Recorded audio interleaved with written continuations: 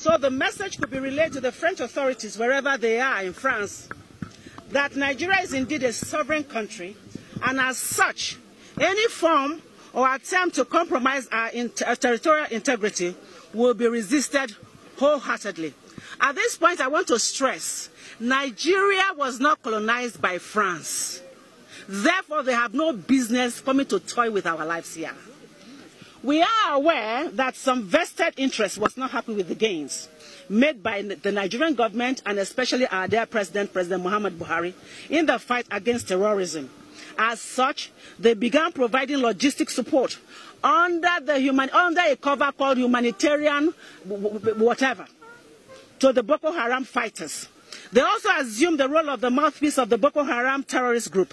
They use their state medium to promote their nefarious activities and to give them the needed psychological boost, claiming human rights for people that have been raised, trained to kill fellow Nigerians by them.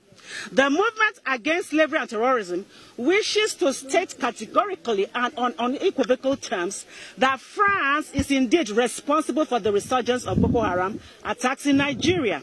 The movement against slavery and terrorism wishes to inform the President of France, Emmanuel Macron, that the world is indeed watching closely, and we, especially Nigerians, are also watching very closely.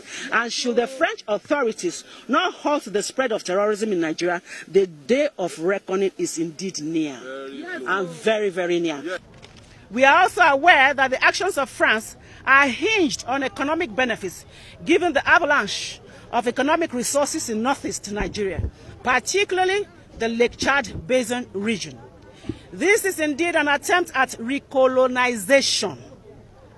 What did I say? It is another attempt at recolonization by France. After we have been colonized by Britain, we are not under France, and we will not allow for France to come and colonize us again by violence, which by all standards is peril and won't stand the test of time, because Nigerians will resist every move with passion. Let me pause here and give you one statistics. In March 2008, listen to this quote and please put it on record and on your medium. Without Africa, France will slide down into the rank of 23rd power of the world. That is, quote and unquote, former French President Jacques Chirac. Another quote and unquote, without Africa, France will have no history in the 21st century, by Francois Mitterrand. This was a prophecy given in 1957. Now, I want to digress a little bit. In 14 African countries are obliged by France through the colonial pact to put 85% of their reserves in the Central Bank of France. That is not enough for them. Under the French Ministry of Finance, in 2014, Togo and 13 other African countries still have to pay the colonial debt, which they do not owe, to France. African leaders who refuse to pay are either killed or victims of coup d'etat, and those who obey these oppressive conditions are supported and rewarded with a lifetime rulership and not leadership of their people.